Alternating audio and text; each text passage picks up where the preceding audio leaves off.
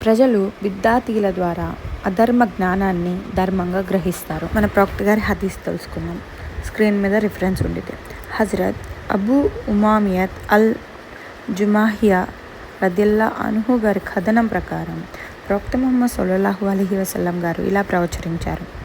ప్రళయం సంభవించే 3 షరతులలో ఒకటి, ప్రజలు బిద్దాతీల నుండి అధర్మ జ్ఞానాన్ని గ్రహిస్తారు. ముఖ్యంగా ఆసియా దేశాలలో అనేక సమాధుల వద్ద ఖాన్కాల్ అనగా సాధువులలాగా యోగులలాగా అల్లాహ్ పేరు జపించుటకై ఆశ్రమాలను నియమించుకున్న భవనాలు అనర్థం. సో ఖాన్కాల్ వద్ద కరామతుల అనగా మంత్రాల పేరున అబద్ధపు కట్టుకథలు సృష్టించారు. తర్వాత తమ వంటి వ్యక్తుల ద్వారానే మీరు ధర్మజ్ఞానాన్ని విని గ్రహించాలి.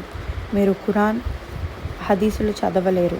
ఒకవేళ మీరు వాటిని చదివినా అవి అర్థం కానే కాదని సత్యమైన ఖురాన్, హదీసు జ్ఞానాన్ని గ్రహించనివ్వకుండా నిరోధిస్తున్నారు.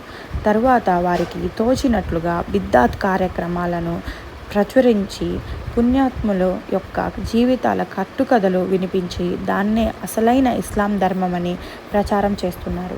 అలా అమాయక ప్రజలను లొంగతీసుకొని తమ మురిదీలుగా చేసుకొని వారిని బిద్దాతీలుగా, మూఢ విశ్వాసులుగా, బహుదైవ ఆరాధకులుగా చేస్తున్నారు. మనం ఈరోజు ఇప్పుడున్న సమాజాన్ని చూసుకుంటే చాలామంది బిద్దాతుల పనులే చేస్తున్నారు కానీ ఒక్కటి ఖురాన్ మరియు హదీస్ పరంగా ఏదీ చేయట్లేదు. బిద్దాత్ అంటే ఏమీ లేదండి, ఇన్నోవేషన్. ఇస్లాంలో లేనివి ఇస్లాం పేరు చెప్పి క్రియేట్ చేసి ఇస్లాంని భ్రష్టు పట్టించారు.